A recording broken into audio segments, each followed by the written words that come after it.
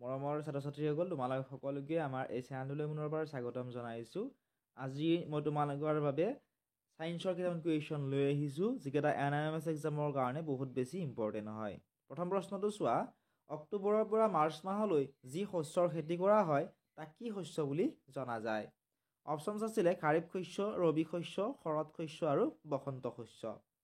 Question number 62ৰ correct যিটো answer সেয়া হ'ব অপশ্যনসমূহৰ ভিতৰত অপশ্যন নম্বৰ বি, ৰবি শস্য। অক্টোবৰৰ পৰা মাৰ্চ মাহলৈ যি শস্যৰ খেতি কৰা হয় তাক ৰবি শস্য নামেৰে জনা যায়। নেক্সট হয় কুৱেশ্যন নম্বৰ 62। কৃত্ৰিম সাৰ আৰু জৈৱিক সাৰৰ মাজত পাৰ্থক্য হ'ল। কৃত্ৰিম সাৰ আৰু জৈৱিক সাৰৰ মাজত কি পাৰ্থক্য আছে সুধিছে। গতিকে অপশ্যনবিলাক চোৱা। অপশ্যন এত আছিলে যে কৃত্ৰিম সাৰ প্ৰাকৃতিক কিন্তু জৈৱিক সাৰ অজৈব লৱণ, এইটো পাৰ্থক্য নহয়। বি নম্বৰত দিছিল কৃত্ৰিম সাৰে মাটিক হিউমাছ যোগান নধৰে কিন্তু প্ৰাকৃতিক সাৰে মাটিত হিউমাছ যোগান ধৰে, এইটো শুদ্ধ হয়। আমাক সেইকাৰণে কোৱা হয় যে আমি যেতিয়া খেতি বাতি কৰোঁ তেতিয়া আমাক কি কয় যে কৃত্ৰিম সাৰ আমি ব্যৱহাৰ কৰিব নালাগে বুলি কয়, আৰু যিমান পাৰোঁ আমি জৈৱিক সাৰ ব্যৱহাৰ কৰিব লাগে, কাৰণ জৈৱিক সাৰে কি কৰে মাটিক হিউমাছ যোগান ধৰে কিন্তু কৃত্ৰিম সাৰে মাটিক হিউমাছ যোগান নধৰে। তোমালোকক যদি এই কুৱেশ্যন পেপাৰসমূহ লাগে তোমালোকে এতিয়াই ডেছক্ৰিপশ্যনত দিয়া লিংকসমূহত ক্লিক কৰি ক্লাছ 8ৰ হোৱাটছআপ চেনেল, টেলিগ্ৰাম চেনেল আদিসমূহত ফ'ল' কৰি ল'বলৈ নাপাহৰিবা। তাত তোমালোকে ইয়াৰে কুৱেশ্যন পেপাৰসমূহৰ লগতে ক্লাছ 8ৰ আনচাৰসমূহো পাবা। আৰু যদিহে তোমালোকে ভিডিঅ'টো চাই ভাল পাইছা, ভিডিঅ'টো লাইক কৰি দিয়াৰ লগতে চেনেলটো ছাবস্ক্ৰাইব কৰি দিবলৈ নাপাহৰিবা। কুৱেশ্যন নম্বৰ 64, ঘৰত ঘেঁহু ৰখা লোৰ পাত্ৰত শুকান নিমপাতৰ গুৰি দি ৰখা হয়, কাৰণ কি? তোমালোকৰ নিশ্চয় তোমালোকে ঘৰত ধান খেতি বহুতৰে আছে। এতিয়া ধান খেতি কৰাৰ পিছত যেতিয়া মৰণা মৰা হয়, তাৰপিছত ভঁৰালত যেতিয়া ধান ধোৱা হয়, তোমালোকৰ বহুতেই হয়তো নিমপাত থোৱা দেখিবলৈ পাইছা। সেই নিমপাত কিহৰ কাৰণে থোৱা হয় আমাক সুধিছে। নিমপাত থোৱাৰ এটাই কাৰণ, সেই কাৰণটো হৈছে অপশ্যন নম্বৰ এ, ঘেঁহু দানা পোক পতংগ আৰু অনুজীৱৰ পৰা ৰক্ষা কৰে, বা আমি যদি ধানত দিওঁ ধানখিনি যাতে পোক পতংগবোৰে বা কোনো অনিষ্টকাৰী বস্তুৰ দ্বাৰা সেইখিনি যাতে বেয়া হৈ নাযায়। নেক্সট কুৱেশ্যন, বায়ুমণ্ডলত নাইট্ৰজেন কিমান শতাংশ থাকে? অপশ্যনবিলাক তোমালোকে চাই ল'বা। কাৰেক্ট এনচাৰ হৈছে অপশ্যন নম্বৰ এ, 78%। তোমালোকে কিন্তু মনত ৰাখিবা একচুৱেল যিটো পাৰ্চেণ্ট হয় সেইটো 78.08%, ঠিক আছে, যিটোক আমি 78% বুলিও আমি ক'ব পাৰোঁ। এইটো হৈছে বায়ুমণ্ডলত থকা নাইট্ৰজেন গেছৰ পৰিমাণ, আৰু বায়ুমণ্ডলত আটাইতকৈ বেছি পৰিমাণে থকা গেছবিধেই হৈছে নাইট্ৰজেন গেছ। যদি তোমালোকে অক্সিজেন গেছৰ কথা সোধে, কাৰেক্টটো হৈছে 20.94%, 20.94%, যিটোক কেতিয়াবা অপশ্যনত ডিৰেক্টলি 21% বুলি দিয়া থাকে। যদি 21% বুলি দিয়া থাকে এইটো হ'ব কাৰেক্ট আনচাৰ, ঠিক আছে, এইখিনি মনত ৰাখিবা। নেক্সট প্ৰশ্ন চোৱা, প্ৰশ্ন নম্বৰ 66। তলৰ কোনটো গোলকীয় তাপমাত্ৰা বৃদ্ধিৰ বাবে জগৰীয়া হয়? Which of the following is responsible for global warming? গোলকীয় তাপমাত্ৰা বৃদ্ধিৰ বাবে কোনটো জগৰীয়া হয় সুধিছে। অপশ্যন আছিলে নিৰ্বনীকৰণ, বানপানী, বৰষুণ আৰু গৰাখহনীয়া। কুৱেশ্যন নম্বৰ 66ৰ কাৰেক্ট যিটো আনচাৰ সেয়া হ'ব অপশ্যন নম্বৰ এত থকাটো। গোলকীয় তাপমাত্ৰা বৃদ্ধিৰ বাবে জগৰীয়া হৈছে নিৰ্বনীকৰণ। অপশ্যন এ হ'ব কাৰেক্ট এনচাৰ। নেক্সট প্ৰশ্নটো চোৱা, প্ৰশ্ন নম্বৰ 67, কোহবেৰ ক'ত থাকে? The cell wall is present. কোহবেৰ ক'ত থাকে? কোহবেৰ অপশ্যন এত আছিলে কোষাবৰণৰ বাহিৰ ফালে, অপশ্যন বিত আছিলে কোষাবৰণৰ ভিতৰ ফালে, অপশ্যন নম্বৰ চিত আছিলে কোষাবৰণৰ দুয়োখন আৱৰণৰ মাজত, অপশ্যন ডিত আছে কোষাবৰণত মিলি থাকে। গতিকে আমি জানো কোহবেৰ ক'ত থাকে? কোষাবৰণৰ বাহিৰৰ ফালে কোহবেৰ থাকে। নেক্সট প্ৰশ্ন চোৱা, প্ৰশ্ন নম্বৰ 68, পাতৰ সেউজীয়া ৰংটো হয় কাৰণ? পাতত তোমালোকে সেউজীয়া ৰং দেখিবলৈ পোৱা, ইয়াৰ কাৰণটো কি? গতিকে পাতৰ সেউজীয়া ৰং হোৱাৰ এটা মেইন কাৰণ হৈছে সালোক সংশ্লেষণ। অপশ্যন এ হ'ব কাৰেক্ট এনচাৰ, ফটোচিনথেচিছৰ কাৰণে পাতৰ সেউজীয়া ৰংটো হয়। নেক্সট প্ৰশ্ন চোৱা, প্ৰশ্ন নম্বৰ 69। প্ৰশ্নটো আছিল যে কিছুমান মহিলাৰ ডিম্ব পৰিবাহী নলী বন্ধ থাকে কিন্তু গৰ্ভধাৰণ অৰ্জন কৰিব পাৰে, ইয়াৰ কাৰণটো কেনেদৰে অৰ্জন কৰিব পাৰে? সাধাৰণতে মহিলাসকলৰ যদি ডিম্ব পৰিবাহী নলীডাল বন্ধ থাকে তেওঁলোকে গৰ্ভধাৰণ অৰ্জন কৰিব নোৱাৰে, কিন্তু ইন ভিট্ৰ' নিষেচনৰ দ্বাৰা তেওঁলোকে গৰ্ভধাৰণ অৰ্জন কৰিব পাৰে। গতিকে অপশ্যন বি হ'ব কাৰেক্ট এনচাৰ। নেক্সট প্ৰশ্ন চোৱা, মেটামৰফচিছ ইজ অবজাৰ্ভড ইন। ৰূপান্তৰণ দেখা পোৱা যায়। ৰূপান্তৰণ ক'ত দেখা পোৱা যায় সুধিছে।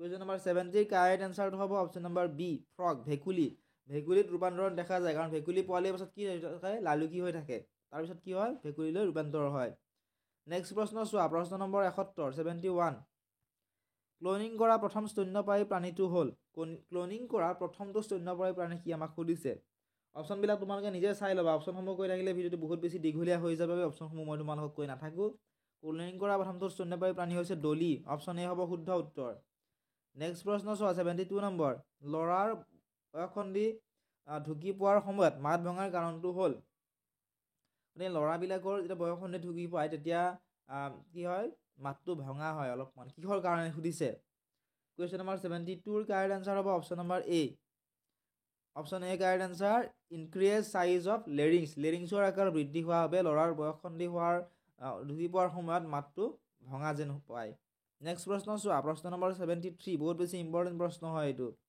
প্ৰশ্নটো আছিল যে যদি যোজন কোষৰ ক্ৰমজম XY হয় সেয়া হ'বগৈ if the zygote has chromosome XY then it will develop to A যদি যোজন কোষৰ ক্ৰমজম XY হয় সেয়া কি হ'ব সেয়া হ'ব পুৰুষ হ'ব অপশ্যন এ হ'ব কাৰেক্ট এনচাৰ নেক্সট প্ৰশ্ন চোৱা প্ৰশ্ন নম্বৰ 74 প্ৰশ্নটো আছিল যে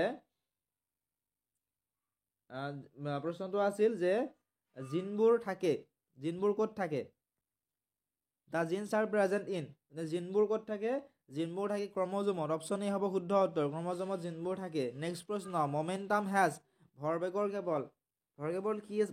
কি আছে সুধিছে অপশ্যন বি হ'ব কাৰেক্ট এনচাৰ ভৰবেগৰ মান আৰু দিশ দুয়োটাই আছে both direction and magnitude next প্ৰশ্ন চোৱা 76 নম্বৰ প্ৰশ্নটো আছিল যে তলত দিয়া কোনটোৰ প্ৰতিসাৰাংক আটাইতকৈ বেছি বোলে তোমালোকে নিশ্চয় কিতাপখনতো পাইছা তোমালোকৰ বিজ্ঞান কিতাপখনতো ধুনীয়াকৈ দি থোৱা আছে যে হীৰাৰ প্ৰতিসাৰাংক আটাইতকৈ বেছি question number 77 the orbit of A comment is ধূমকেতু এটাৰ কক্ষপথৰ আকাৰ কেনেকুৱা ধূমকেতু এটাৰ কক্ষপথৰ আকাৰ হৈছে উপবৃত্তাকাৰ অপশ্যন ডি হ'ব শুদ্ধ উত্তৰ নেক্সট কুৱেশ্যন নম্বৰ 78 কুৱেশ্যনটো আছিল যে এইচ আকাৰৰ লক্ষ্যবস্তু এটাৰ সম্পূৰ্ণ প্ৰতিবিম্ব সমতল দাপোন এখনত দেখিবলৈ হ'লে দাপোনখনৰ ন্যূনতম আকাৰ কিমান হ'ব লাগিব অপশ্যনবিলাক চোৱা অপশ্যনসমূহৰ ভিতৰত কাৰেক্ট এনচাৰ হ'ব অপশ্যন নম্বৰ চি থকাটো নেক্সট প্ৰশ্ন চোৱা প্ৰশ্ন নম্বৰ 79 শব্দৰ বেগ সৰ্বোচ্চ হোৱা মাধ্যমটো কি সুধিছে কুৱেশ্যন নম্বৰ 79ৰ কাৰেক্ট এনচাৰ অপশ্যন চিটো হ'ব শুন option C correct answer next question চোৱা কুৱেশ্যন নম্বৰ 80 কুৱেশ্যনটো আছিল যে একে ভৰৰ দুখন বাইক 1:3 অনুপাতৰ বেগত সৰলৰৈখিক পথত গতি কৰি আছে বাইক দুখনৰ গতিশক্তিৰ অনুপাত আমাক উলিয়াব দিছে গতিকে আমি যদি অনুপাতটো উলিয়াওঁ কুৱেশ্যন নম্বৰ 80ৰ কাৰেক্ট এনচাৰ অপশ্যন নম্বৰ ডিটো হ'ব 1:9 নেক্সট কুৱেশ্যনটো চোৱা তোমালোকে কুৱেশ্যন নম্বৰ 81 কুৱেশ্যনটো আছিল যে তলৰ কোনটো ঘৰ্ষণ বলৰ সদৃশ identify the equivalent force of frictional force on a surface তলৰ কোনটো ঘৰ্ষণ বলৰ সদৃশ সুধিছে কুৱেশ্যন নম্বৰ 81ৰ কাৰেক্ট এনচাৰ অপশ্যন এটো হ'ব সান্দ্ৰতা বল ঘৰ্ষণ বলৰ সদৃশ